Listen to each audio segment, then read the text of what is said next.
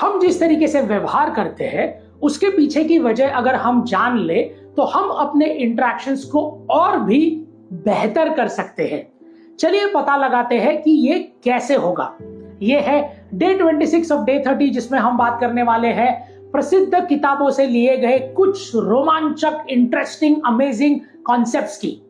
आज हम बात करेंगे योर ब्रेन एट वर्क, जिसके राइटर है डेविड रॉक ने एक अनोखे कॉन्सेप्ट्स के बारे में बताया है जिसका नाम है स्कारफ मॉडल, SCARF।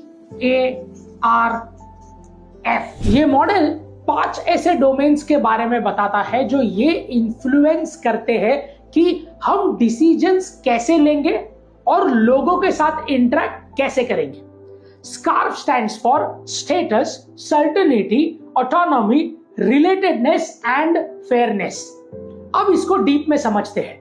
नंबर 1 है स्टेटस। स्टेटस का मतलब है दूसरों के जीवन में हमारा महत्व क्या है। मान लीजिए आप किसी वर्क मीटिंग में है और आपके मैनेजर ने सबके सामने, जी हाँ सबके सामने, किसी प्रोजेक्ट को लेकर आपको अप्रिशिएट किया, तो आपको कैसा लगेगा? तालियां बजाई तो आपको कैसा लगेगा?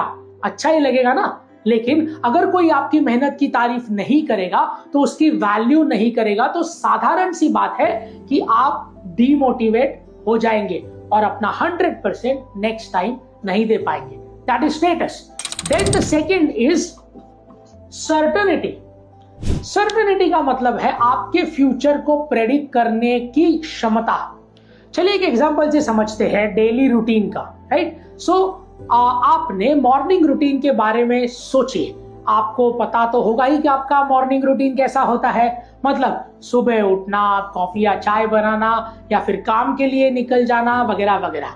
आप ये पहले से ही प्रेडिक्ट कर लेते हैं, जिससे आपको एक कंफर्ट और सर्टेनिटी महसूस होती है। लेकिन अगर कुछ अनएक्सपेक्टेड हो जाए, तो जैसे कि रास्ता ब्लॉक हो जाए या फिर ट्रैफिक जाम हो जाए, तो आपकी सर्टेनिटी का प्रेडिक्शन गलत साबित हो सकता है, जिससे आप लेट हो जाएंगे ऑफिस पहुंचते पहुंचते, और सबसे बड़ी बात, आपकी स्ट्रेस लेवल और बढ़ जाएगी। That is certainty. Then come third, that is autonomy. अलग अलग इवेंट्स पर हमारा कंट्रोल यानी कि नियंत्रण ही ऑटोनॉमी है। Example, flexible working hours. अगर आप ये चूज करते हैं कि आप कब काम करेंगे, कितने घंटे काम करेंगे, तो आपकी ऑटोनॉमी बढ़ जाती है।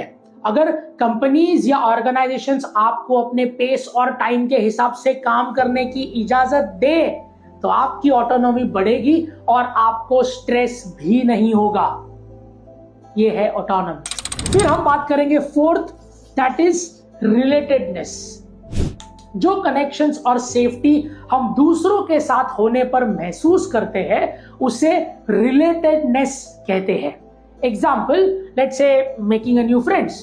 तो जब आप किसी नए व्यक्ति से मिलते हैं और आप दोनों में कुछ ना कुछ कॉमन होता है, तो आपको एक रिलेटेडनेस फील होता है उस व्यक्ति के साथ, जिसको हम अपनापन कहते हैं।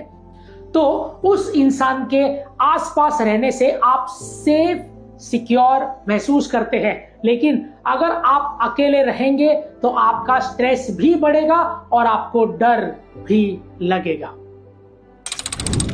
Then fifth is fairness.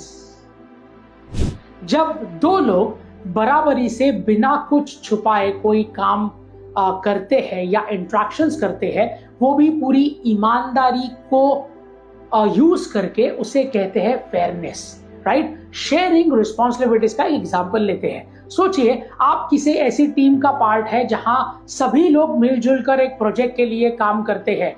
जब ऐसी फेयर वर्क को जहां आपको इक्वली ट्रीट किया जाता है, तो आपको वैल्यू फील होता है। अगर ऐसा हो कि सारा काम कोई एक कर रहा हो और दूसरा सिर्फ आराम कर रहा हो, तो ये पूरी टीम के साथ एक अनफेयर होगा। Am I right? इसीलिए अपने हिस्से का काम पूरे ईमानदारी से कीजिए, and that is called as fairness.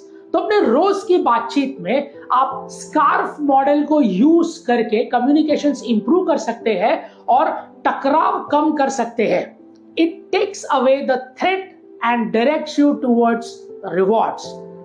है ना ये इंटरेस्टिंग कॉन्सेप्ट? ऐसे और भी इंटरेस्टिंग और अमेजिंग कॉन्सेप्ट्स के लिए आप सिर्फ किताबशाला को फॉलो कीजिए और हमारे साथ बने रहिए।